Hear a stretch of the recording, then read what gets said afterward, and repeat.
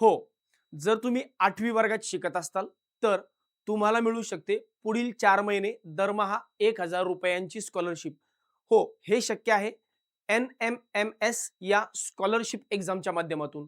एक स्कॉलरशिप परीक्षा, जी परीक्षा उत्तीर्ण केल्यानंतर महाराष्ट्रातील तब्बल 11,600 पेक्षा जास्त विद्यार्थ्यांना मिळतील. पुढील 4 वर्ष म्हणजे 9वी, 10वी, 11वी आणि 12वी.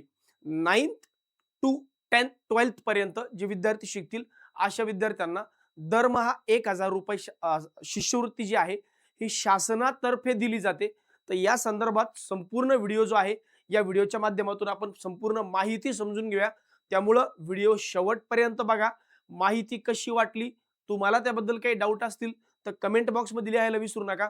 आणि माहिती आवडली तर चॅनलला सबस्क्राईब आणि व्हिडिओला लाईक मात्र करायला विसरू नका.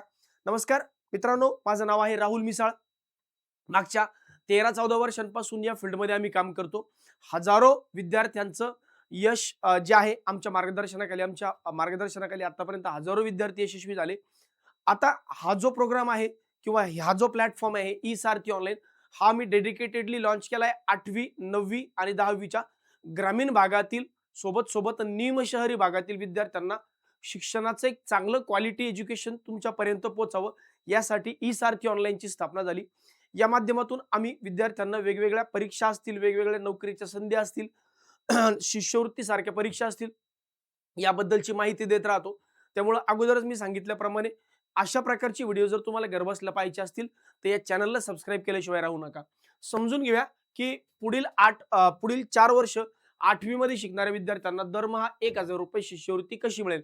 मग त्यासाठी नेमकी पात्रता काय असेल, निवड प्रक्रिया काय असेल, परीक्षा पद्धती काय असेल, ही संपूर्ण माहिती जी आहे या व्हिडिओच्या माध्यमातून समजून घेऊ. जसं की मी अगोदर सांगितलं की केंद्र शासनाची ही शिष्यवृत्ती आहे. केंद्र शासनाच्या शिष्यवृत्तीच्या माध्यमातून भारतातील तब्बल 1,00,000 विद्यार्थ्यांना, भारतातील एकूण 1,00,000 विद्यार्थ्यांना ही दरवर्षी स्कॉलरशिप दिली जाते. दरवर्षी याची एक परीक्षा होते. त्या परीक्षेच्या माध्यमातून विद्यार्थ्यांची निवड होते आणि दरमहा पुढे 4 वर्ष ₹1,000 स्कॉलरशिप दिले जाते. आता भारतात जरी 1,00,000 विद्यार्थ्यांना देत असली, तरी महाराष्ट्रातील अशा 11,682 विद्यार्थ्यांना हा शिष्यवृत्तीचा कोटा निश्चित केलाय. म्हणजे दरवर्षी महाराष्ट्रातून 11,682 विद्यार्थ्यांची निवड होणार आहे.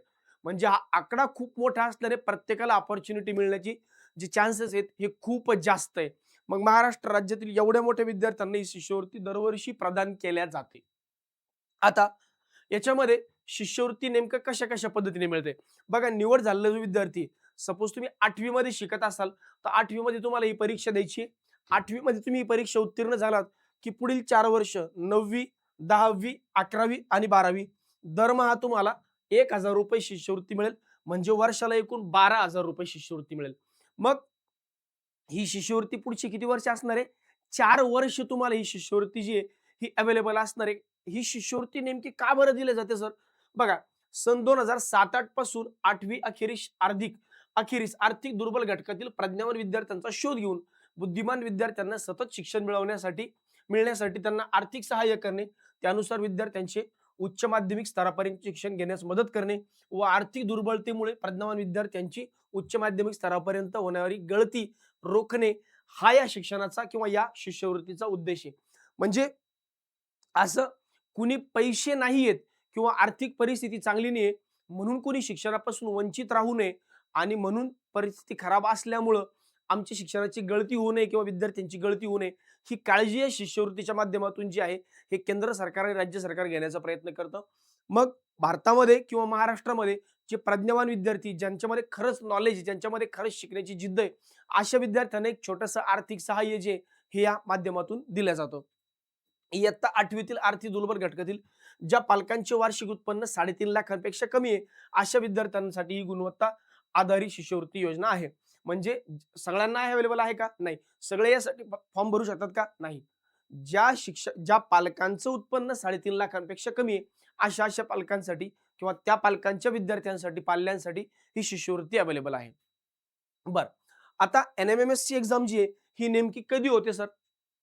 बघा, एन-एम-एम-एसची एक्झाम जी आहे, ही कधी होते? नेमकं त्याचा लाँग फॉर्म काय? तर बघा, एन-एम-एम-एसचा लाँग फॉर्म आहे national means cum merit scholarship exam. म्हणजे याच्या नावातच तुमच्या लक्षात आलं असेल की मेरिट बेसिसवर ही शिष्यवृत्ती एक्झाम होते. म्हणजे जो विद्यार्थी जास्तीत जास्त मार्क मिळेल त्याला ही शिष्यवृत्ती मिळणार आहे. मग परीक्षा जरी ऑक्टोबर-नोव्हेंबरमध्ये नॉर्मली आता जर तुम्ही बघितलं, तर महाराष्ट्रामध्ये ही परीक्षा डिसेंबरमध्ये होते. मागच्या वर्षी आय गेस 25 डिसेंबरला ही एक्झाम झाली होती 2025ला. तर नॉर्मली ही डिसेंबरमध्ये एक्झाम होते. पण परीक्षा जरी डिसेंबरमध्ये होत असली, तर तयारी मला मात्र आत्तापासून करणं आवश्यक आहे. तेव्हा डिसेंबरपर्यंत मी चांगल्या पद्धतीने प्रिपेअर करेल आणि जास्तीत जास्त मार्कांनी उत्तीर्ण होईल. म्हणून तयारी जी आहे, ही आत्तापासून तुम्ही करावी आणि हळू या परीक्षांचं तुमच्यामध्ये अवेअरनेस क्रिएट व्हावं. म्हणून हा व्हिडिओ जो आहे, हा आपण खूप सुरुवातीला टाकतोय. सो दॅट पुढच्या 5-7 महिन्यामध्ये तुम्ही स्वतःला चांगल्या पद्धतीने प्रिपेअर करावं आणि या परीक्षेत प्रत्येकाने यश मिळवावं, हा आमचा उद्देश आहे. बरं, मग नेमके कोण-कोण विद्यार्थी यासाठी पात्र आहेत? पात्रतेचे निकष काय-काय? बघा, सगळ्यात पहिले कोणत्या शाळेतला विद्यार्थी? शासकीय शाळा, शासनमान्य अनुदानित, स्थानिक स्वराज्य संस्था यातल्या कुठल्याही शाळेतला जो विद्यार्थी आहे, यासाठी पात्र आहेत. यासाठी पात्र आहेत. सोबत गुणांचे याच्यामध्ये पालकांचे वार्षिक उत्पन्न हे 3.5 लाखांपेक्षा कमी असावे. यासाठी उत्पन्नाचा दाखला तुमच्या पालकांना देणं आवश्यक आहे, तहसीलदार किंवा तलाठ्याकडून. जर एखाद्या पालकाचं उत्पन्न 3.5 लाखांपेक्षा जास्त असेल, तर अशा पालकांचा पाल्य म्हणजे विद्यार्थी यासाठी एलिजिबल नसतो. गुणांची अट तुम्हाला 7वी मध्ये किमान 55% गुण असावे. जर तुम्ही सामान्य प्रवर्गातून म्हणजे जनरल कॅटेगरीतून, ओबीसी कॅटेगरीतून किंवा ईडब्ल्यूएस कॅटेगरीतून येता आणि जर तुम्ही एससी किंवा एसटी कॅटेगरीतून येता, तर मग तुम्हाला 50% गुणाची अट आहे. म्हणजे 7वी मध्ये तुम्हाला कमीत कमी 55% गुण पाहिजे. ऑफकोर्स हे प्रत्येकाला असतातच. त्यानंतर पुढचा मुद्दा आहे. अजून पण कोणते विद्यार्थी यात अपात्र आहेत? परीक्षेत बसू शकतात, पण शिष्यवृत्तीस अपात्र आहेत. म्हणजे मी परीक्षा देऊ शकतो, पण मला शिष्यवृत्ती नाही भेटणार.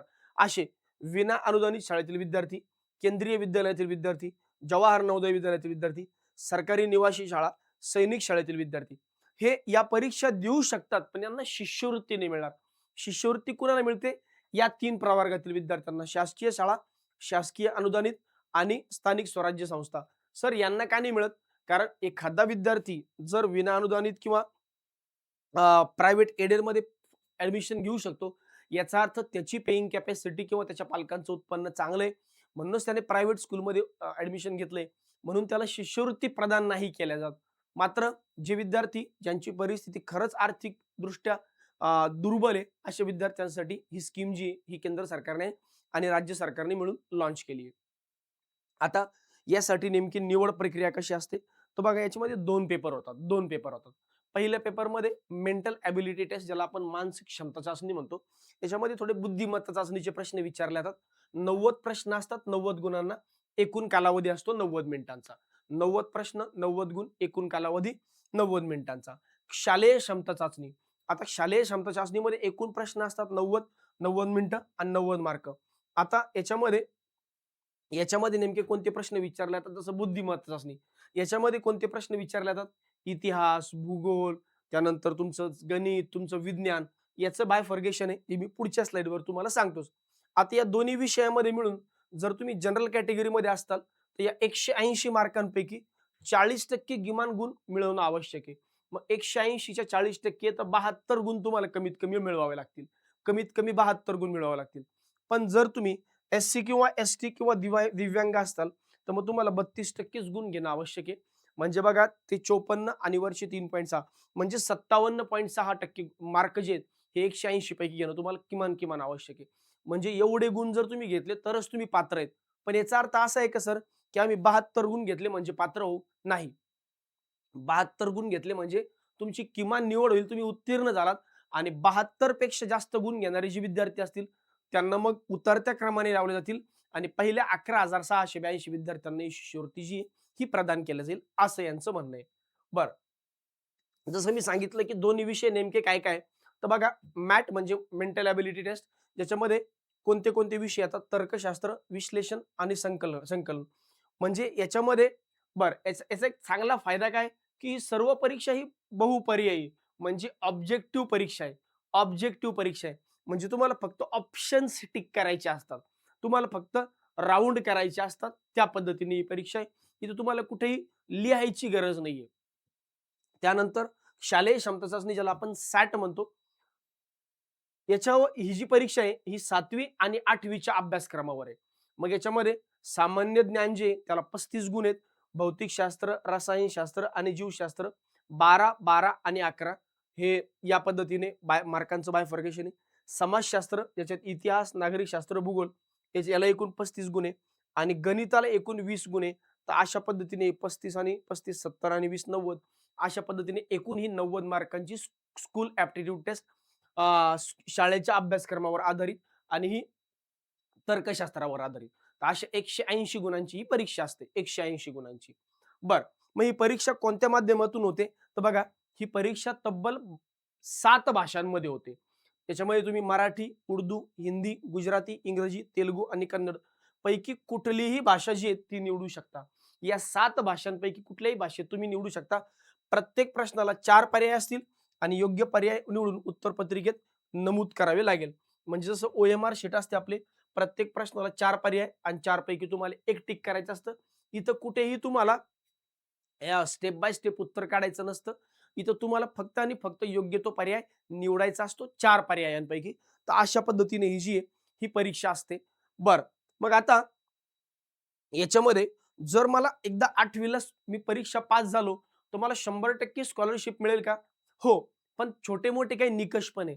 जसं तुम्हाला एकदा 8वी तुम्ही पास झाला, की 9वी, 10वी, 11वी आणि 12वी मध्ये तुम्हाला स्कॉलरशिप सुरू ठेवण्यासाठी तुम्हाला 9वी कमीत कमी 60% गुण पाहिजे. म्हणजे पहिल्या श्रेणीमध्ये फर्स्ट क्लासमध्ये तुम्ही उत्तीर्ण असावेत. 10वी तुम्हाला कमीत कमी 60% गुण असावे. 11वी तुम्हाला कमीत कमी 60% गुण असावे. तरच तुम्हाला या पद्धतीने जे ते मार्क नाही 1 मिनिटं. 9वी तुम्ही पहिल्या अटेम्प्टमध्ये पास व्हावेत. गुणांची अट नाहीये, गुणांची अट नाहीये. 10वी मात्र 60% गुण असावे. 11वी तुम्ही गुणांची अट नाही, पण पहिल्या अटेम्प्टमध्ये पास व्हावे. म्हणजे असं नाही की मी 9वीत दोनदा बसलो आणि दुसऱ्यांदा पास झालो. असं चालणार नाही. पहिल्या अटेम्प्टमध्ये 9वी, 10वी कमीत कमी 60% पहिल्या अटेम्प्टमध्ये आणि 11वीला पहिल्या अटेम्प्टमध्ये पास व्हावे. गुणांची अट नाही, फक्त पास चालेल आणि 12वीत काही नाही, 12वीत तुम्हाला मिळणार आहे. आता याच्यामध्ये सदर शिष्यवृत्ती जी आहे ही कोणाच्या माध्यमातून मिळते? मुख्याध्यापक, शिक्षणाधिकारी माध्यमिक आणि शिक्षण संचालक यांच्या माध्यमातून ही शिष्यवृत्ती जी आहे तुम्हाला प्रदान केल्या जाते. सदर शिष्यवृत्ती वितरणाचे काम शाळेचे मुख्याध्यापक, शिक्षणाधिकारी आणि शिक्षण संचालक योजना यांचे मार्फत जी आहे ही शिष्यवृत्ती प्रदान केल्या जाते. तर अशा पद्धतीने हा नियम आहे.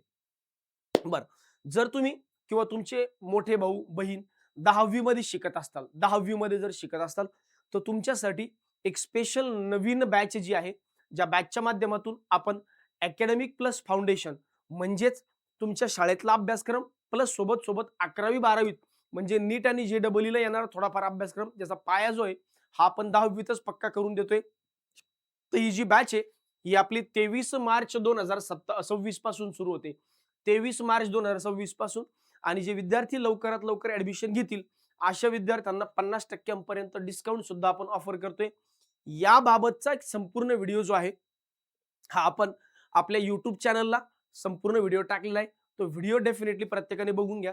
23 मार्च पासून सुरुवातीचे 3 दिवस मोफत डेमो लेक्चर असणार आहे, जे तुम्हाला ई-सारथी ऑनलाईन या मोबाईल ॲप्लिकेशनवर बघायला मिळतील. तर आत्ताच ई-सारथी ऑनलाईन मोबाईल ॲप्लिकेशन डाउनलोड करून ठेवा. लवकरच आपण 8वीची बॅच सुद्धा सुरू करणार आहे. लवकरच आपण स्कॉलरशिपच्या बॅचेस सुद्धा सुरू करणार आहे. लवकरच आपण 9वीची बॅच सुद्धा सुरू करणार आहे. 10वीची बॅच आपली 23 मार्च पासून सुरू होते.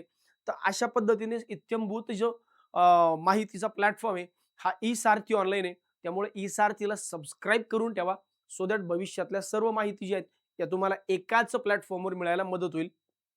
याच्यामध्ये जर तुम्ही ई-सारथी ऑनलाईन या YouTube चॅनलला सबस्क्राईब करून ठेवलं, तर सर्व व्हिडिओज जे आहेत, हे तुम्हाला घरबसल्या जे आहेत, हे मोफत मिळणार आहे.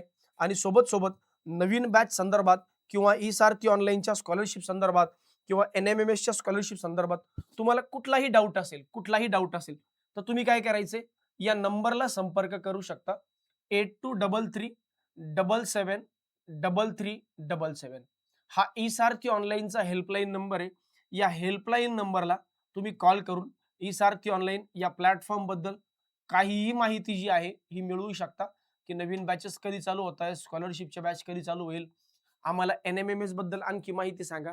तर ही जी माहिती आहे ती तुम्हाला या नंबरवर कॉल करून डेफिनेटली मिळणार आहे. तर हा व्हिडिओ कसा वाटला याचं कमेंट बॉक्समध्ये टाकायला विसरू नका आणि या संदर्भात तुम्हाला काही डाऊट असतील तर कमेंट बॉक्समध्ये नक्की लिहा. चॅनलला सबस्क्राईब आणि व्हिडिओला लाईक करायला मात्र विसरू नका. भेटूया पुढच्या व्हिडिओमध्ये. धन्यवाद.